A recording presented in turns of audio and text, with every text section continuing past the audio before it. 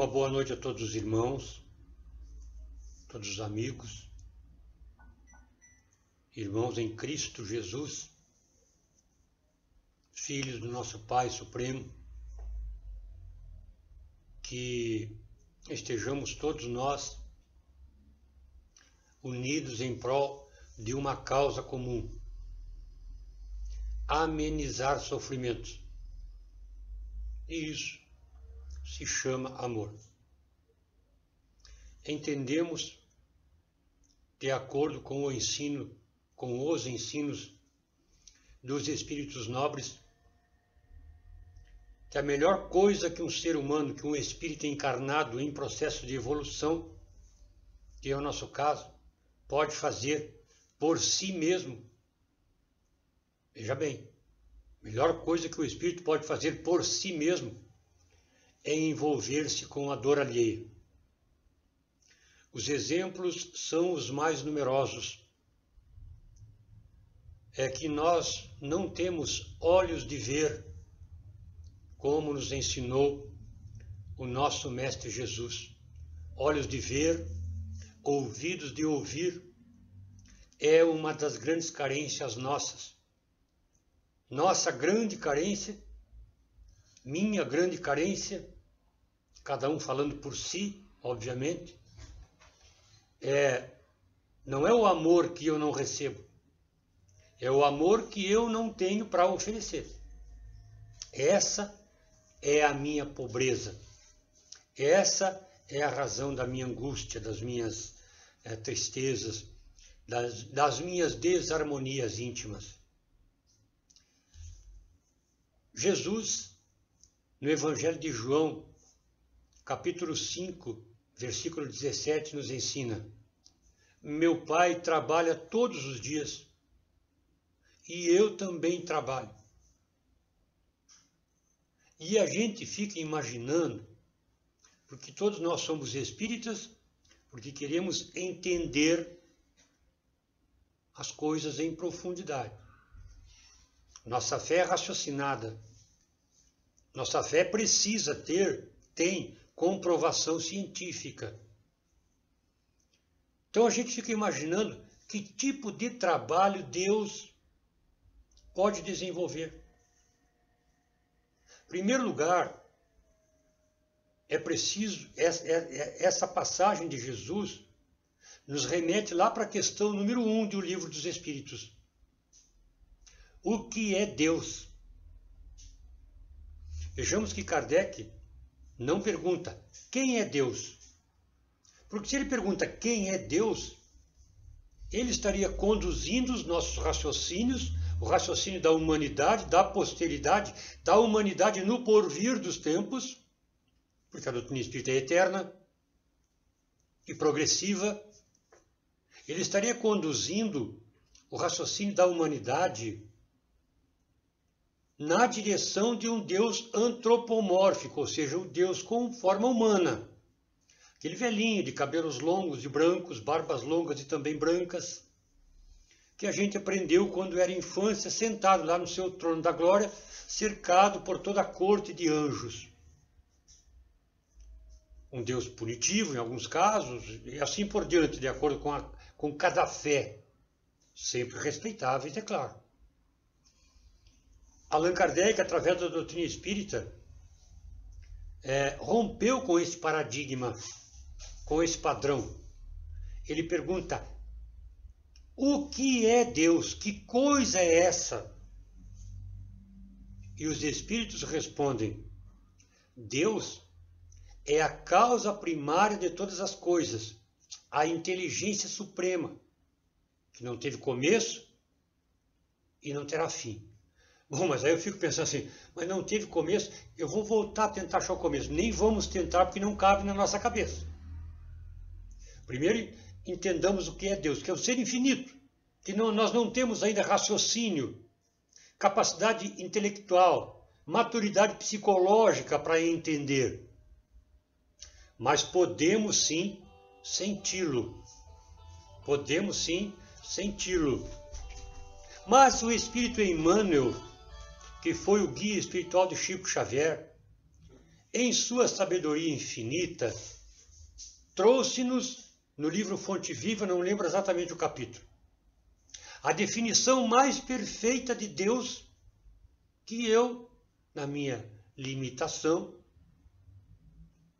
muito grande, de espírito inferior, pude ver até hoje. Ele diz, abre aspas, Deus é um oceano de amor e energias no qual nós estamos mergulhados. Muito bem. Aí as coisas já mudam de figura. Aí já facilita o entendimento das inteligências comuns, simples, que é o meu caso, dentre as quais eu me incluo. E talvez alguns dos irmãos que praticarão a caridade de ouvir esta fala, incluam-se também. Deus é um universo de amor no qual vós estáis mergulhados, amor e energia. A gente sabe que também estando fora ainda da nossa compreensão, o amor é a energia que move o mundo. Então, voltemos à passagem de Jesus, agora que a gente já tem uma noção um pouquinho mais ampla do que é Deus. Do que é Deus. Voltemos à passagem de Jesus. Meu Pai trabalha todos os dias. Quando Jesus diz meu Pai, ele refere-se a Deus, colocando-se automaticamente na condição de irmãos nossos. Então, meu Pai trabalha todos os dias e eu também trabalho. Bem, vamos pegar só o trabalho do Pai. Deus trabalhando e imaginando este oceano de amor e energias em que nós estamos mergulhados. Então é este oceano de amor e de energias, segundo nos ensina Emmanuel, que trabalha. Bom, agora fica mais fácil de entender o trabalho divino. Que eu poderia ficar pensando, não fosse a definição extremamente sábia e infinita da doutrina espírita, eu imaginaria o quê? Nós talvez imaginaríamos que Deus estaria lá no seu trono dizendo, olha fulano, vai lá no planeta Terra e faz isso. Olha fulano, vai lá no planeta Alcione e faz isso. Olha Beltrano, vai lá no planeta e faz isso. Não.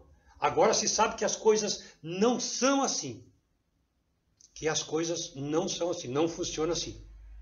É uma lei, segundo Allan Kardec, segundo os Espíritos, escritas na minha consciência, na qual eu estou mergulhado. Não precisa apertar um botão para que tal ou qual situação seja desencadeada, para pior ou para melhor, seja resolvida, para que as minhas lágrimas sejam afloradas ou que elas sejam extintas. É tudo uma questão consciencial dentro do a cada um segundo suas obras. Vejamos, aí as coisas começam a mudar de figura. A nossa capacidade de compreender amplia-se um pouquinho mais e o nosso entendimento nos vai satisfazer mais os questionamentos da alma. Ou a gente não se questiona. Nós temos que nos questionar. Por exemplo, estamos vivendo essa pandemia mundial que acarreta tanto sofrimento, tanta angústia, tanta tristeza, tanta lágrima, tanto medo nas pessoas, nos espíritos encarnados no planeta, porque está todo mundo com medo de ser atingido.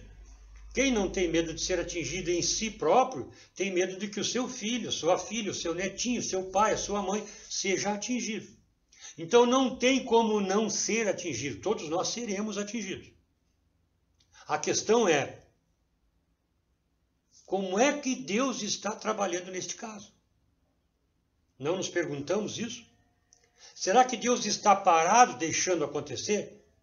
Impossível. Não cabe um questionamento desse, muito especialmente para quem é espírita. Mas para quem tem qualquer sentimento de religiosidade, para as mais diferentes manifestações de fé, repito, sempre respeitáveis, E aqui, vamos abrir um parênteses. Em uma das questões do Livro dos Espíritos, Allan Kardec, eu não lembro, é 842, se eu não estou enganado. Eu não lembro se é exatamente essa questão, mas a questão não é o número não é interessante, não é importante. O importante é a moral da questão que pergunta: qual dentre todas as religiões aquela que pode ser considerada a melhor? Respondem os espíritos.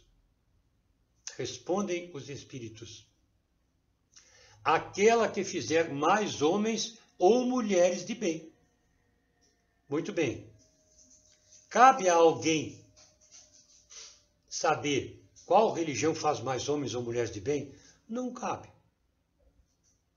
Não cabe. Nem temos que saber. Qual seria a utilidade de saber? Se eu quiser atestar a excelsitude, o poder da minha religião, torne-me eu mesmo um homem de bem, ou mulher de bem. Fecha parênteses. Voltemos ao nosso raciocínio anterior. Como é que Deus está trabalhando nessa questão do coronavírus? A gente sabe que Deus está trabalhando, que Jesus está trabalhando. Ele nunca falou por falar.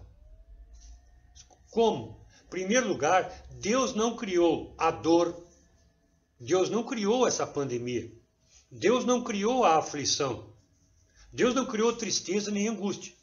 Deus criou só o bem, o belo, o sábio, o nobre, a felicidade, a harmonia, a alegria. Mas Ele permite que a gente sofra a dor, a desarmonia, a angústia, a tristeza, como mecanismo de aprendizado. Somos nós aprendendo com os nossos próprios atos. Então aí está o trabalho divino. Permitindo-nos passar por estas dores que vão nos conduzir à reflexão, à mudança de conceitos, de padrões, de paradigmas, a mudar conceitos e antes disso, pré-conceito. Pré significa que vem antes, né? É aquilo que vem antes do conceito formado. São aqueles pensamentos, aquele comportamento que se adota irrefletidamente. Então vejamos que o coronavírus, embora tão doloroso para todos nós, está tendo a sua utilidade. Se voltarmos lá em o Evangelho segundo o Espiritismo, quando fala do mal e do remédio, os Espíritos vão nos dizer que nós não devemos julgar uma coisa por si só. Nós temos que julgar a coisa pela sua consequência, muito mais que pela coisa mesma. E a expressão coisa é usada por Allan Kardec lá. E mais adiante ele vai nos dizer que se uma coisa que nos dá prazer agora e nos traz a dor ali adiante, ela não é uma coisa boa. Ela não é uma coisa boa. Agora, se algo que nos traz a tristeza, a angústia, que nos traz agora a preocupação, a revisão conceitual, para termos um mundo íntimo melhor, e consequentemente um mundo material melhor, refletindo-se melhor ali adiante, esta coisa não é ruim, esta coisa é boa. Então vamos julgar de alguma coisa pela sua consequência. Pela sua consequência. Vamos fazer uma reflexão mais singela. O que nós estamos sofrendo agora, esse momento de angústia, de preocupação, já não feriu o orgulho, a arrogância, o egoísmo, a prepotência de todos nós, de alguma forma? Porque quantos de nós não achamos que as coisas só acontecem com os outros, como se nós não tivéssemos envolvidos pelas leis sacrossantas, infalíveis e imutáveis do nosso Pai Supremo, que é só bondade e amor. Nesta semana de recolhimento, de quarentena antigamente era 40 dias, agora é 7, 14. Quanta coisa a gente pensou, quantas coisas, quantos conceitos os medos e as angústias nos levaram a revisar. Quantos sentimentos antagônicos à lei divina escrita em minha consciência foram revistos contra coisas, contra pessoas. Porque nessas horas a gente tem medo, sabe de quê? De morrer. A gente sabe, a doutrina espírita nos ensina que a gente não morre, que a gente só desencarna, que a vida é interminável, que é infinita e que se tornará cada vez melhor na medida dos nossos esforços, é óbvio. Né? Que Deus é grande, sábio, justo, belo, nobre, é a supremacia em todas as virtudes. Que o Cristo é um trabalhador incansável do amor, a expressão máxima do amor e da verdade que o planeta Terra conheceu. Que o nosso Pai Supremo, que o Cristo, tem na crosta do planeta milhões de espíritos. Não são milhões, são bilhões de espíritos. Bilhões de irmãos desencarnados, de nobre estirpe, de inominável grandeza moral, trabalhando pelos que aqui sofrem. Então, meus irmãos, minhas irmãs, está aí o trabalho do nosso Pai. Meu Pai trabalha todos os dias. E eu também trabalho. Allan Kardec, na questão 675 de O Livro dos Espíritos, pergunta aos espíritos superiores: por trabalho só se deve entender as atividades materiais? Não, respondem os espíritos nobres. Toda ocupação útil é trabalho. O espírito também trabalha. E isso abala os nossos conceitos. Isso vem ao encontro do que falamos alguns minutos atrás, quanto à necessidade de rever conceitos, padrões, paradigmas.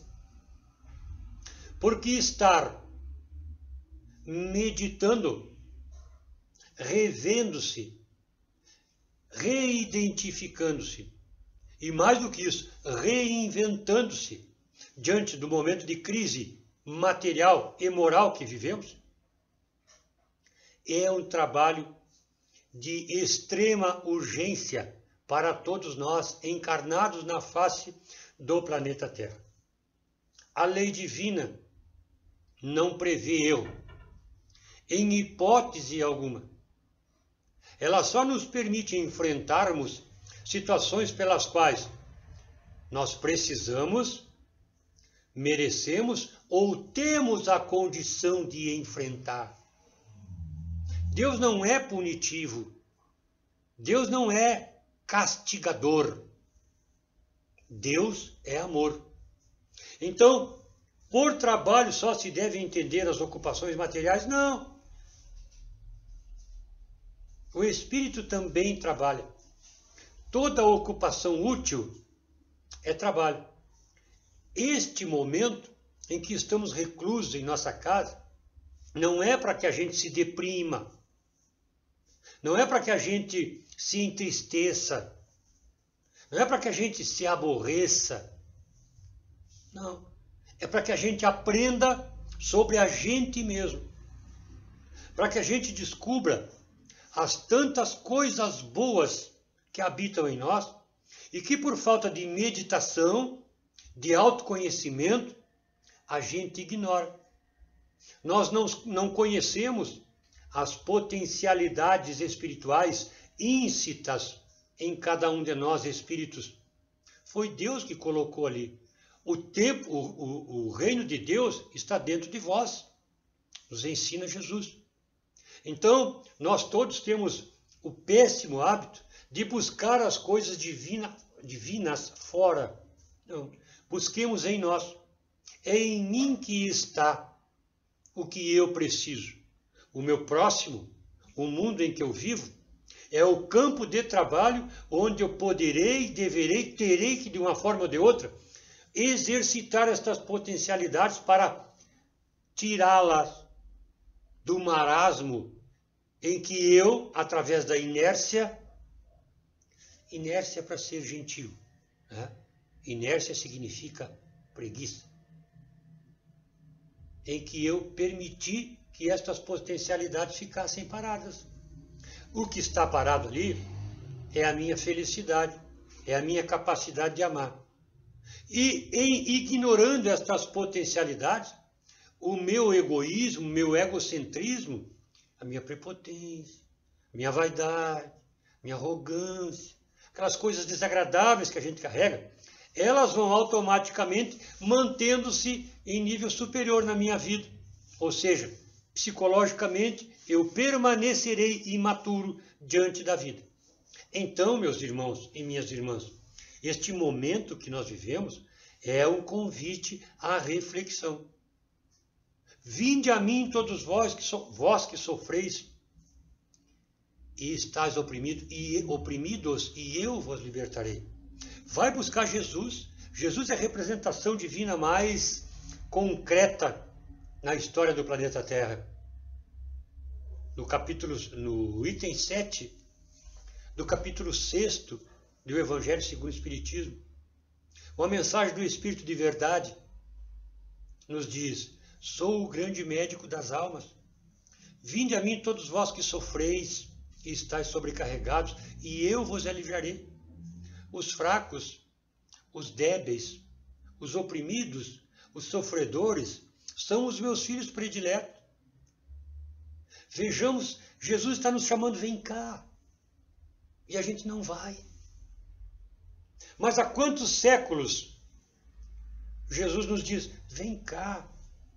E a gente não vai. Há quantos milênios? 2 milênios, 20 séculos.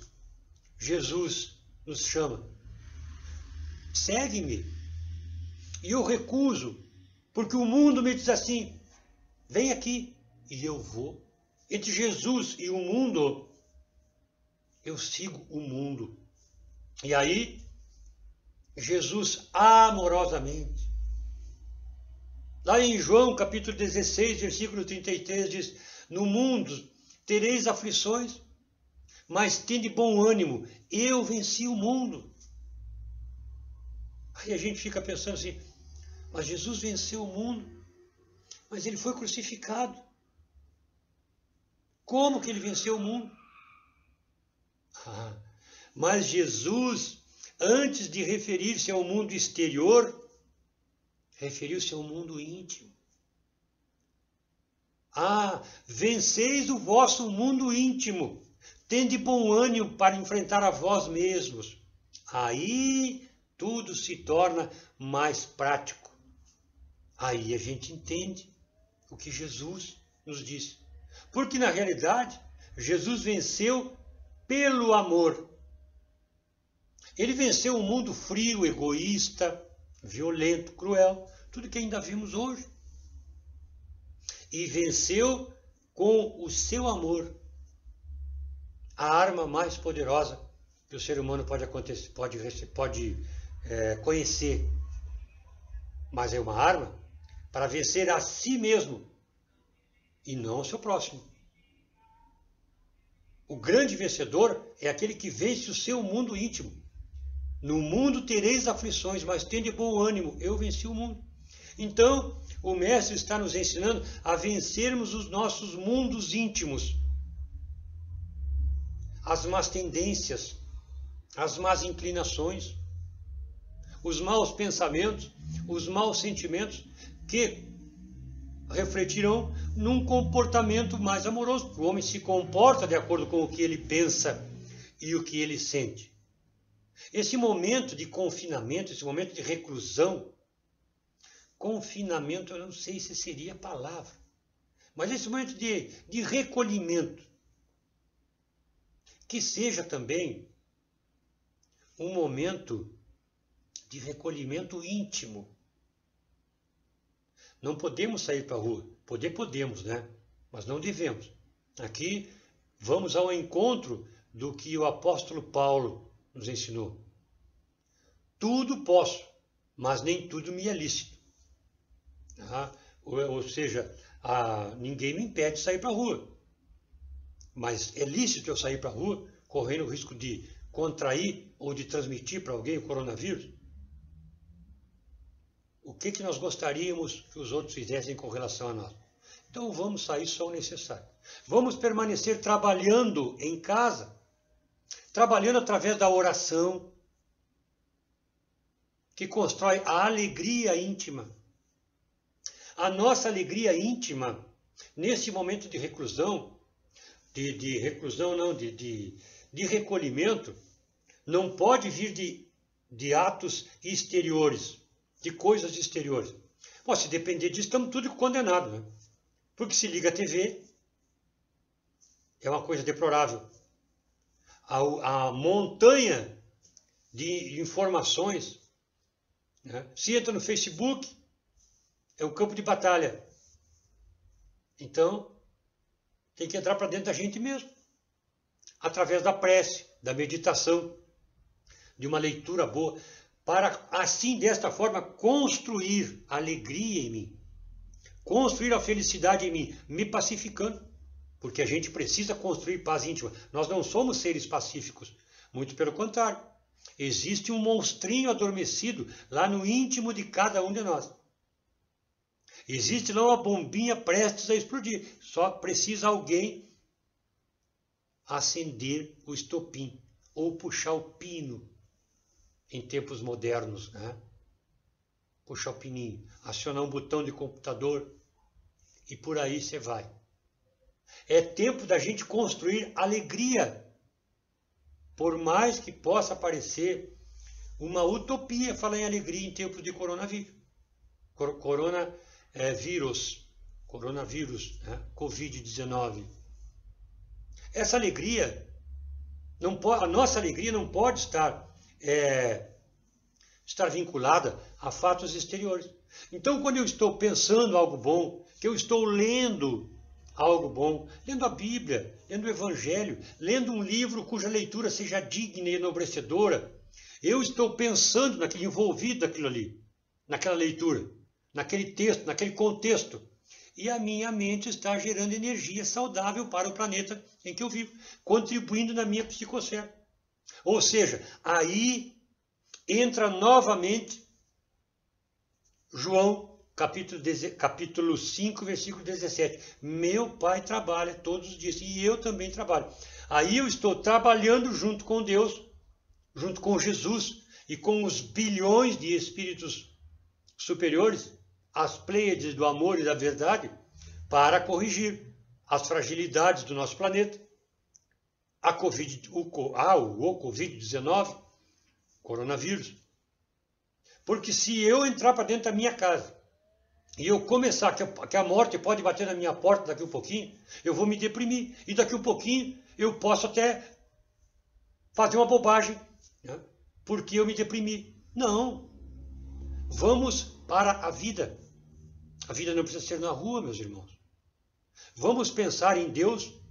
Vamos criar em nós mesmos o mundo de amor que nós queremos lá fora. Não vamos nos permitir depressão. Este é um momento doloroso, sim, mas que vai passar. Daqui um pouco ele vai passar. Mas daqui um pouquinho pode desencarnar alguém da minha família. Mas as pessoas da nossa família, independentemente do Covid-19, podem desencarnar a qualquer momento. Se não tiver o Covid-19, elas vão desencarnar. Mas é preciso saber que elas só vão desencarnar. Nós vamos sentir dor? Vamos. O fato de ser espírita não torna ninguém imune à dor. Nos dá entendimento, nos dá serenidade diante da dor, mas não nos torna imunes à dor. Mas acende uma esperança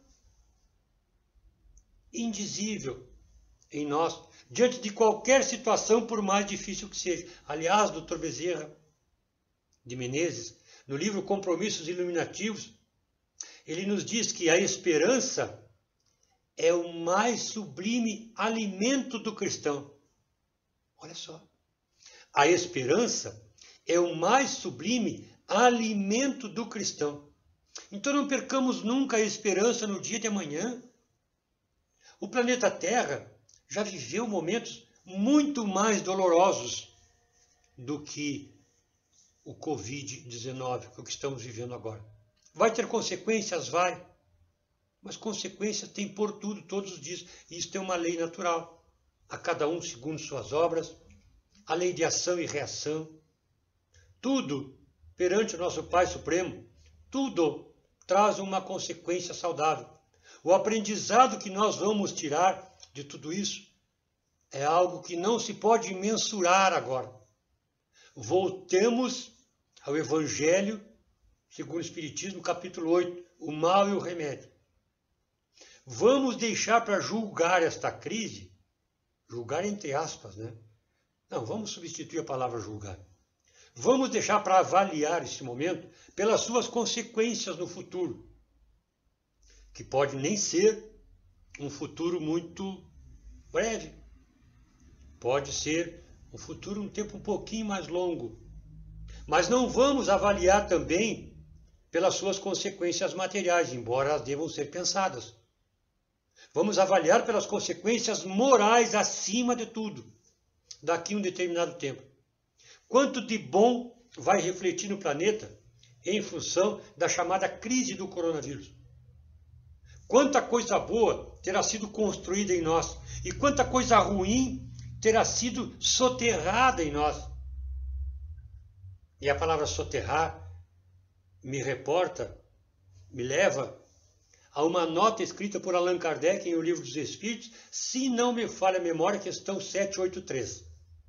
Quando ele diz que é preciso que seja derribado ou derrubado o edifício carunchoso do homem velho, para que o homem novo nasça. Repito, é preciso que seja derribado o edifício carunchoso do homem velho, para que o homem novo aflore dentro de cada um de nós.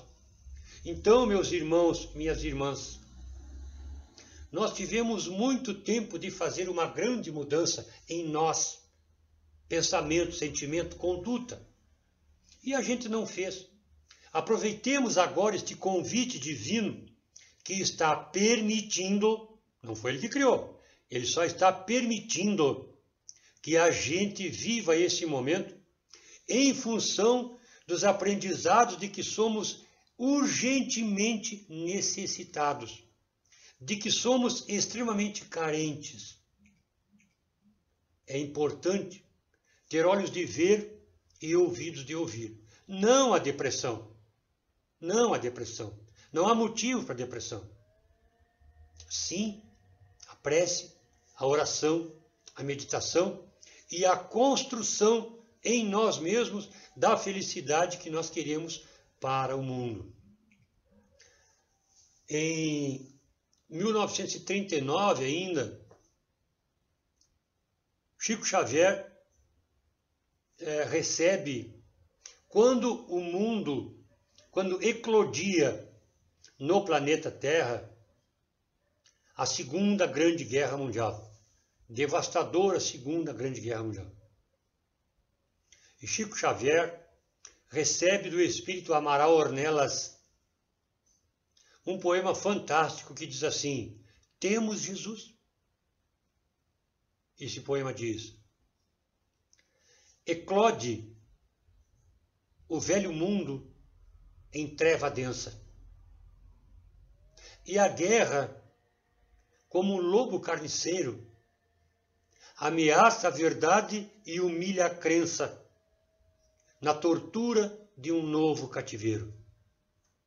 Mas vós, no turbilhão de sombra imensa, tende consigo o excelso companheiro, que ama a verdade e esquece a recompensa na construção, no amor do bem ao mundo inteiro. Eis que a terra tem crimes e tiranos, ambições, desvarios, desenganos, asperezas do homem da caverna. Mas vós tendes Jesus todos os dias. Trabalhemos na dor e na alegria, na conquista do bem, da vida eterna. Muita paz a todos, que o nosso Mestre nos sustente no seu amor.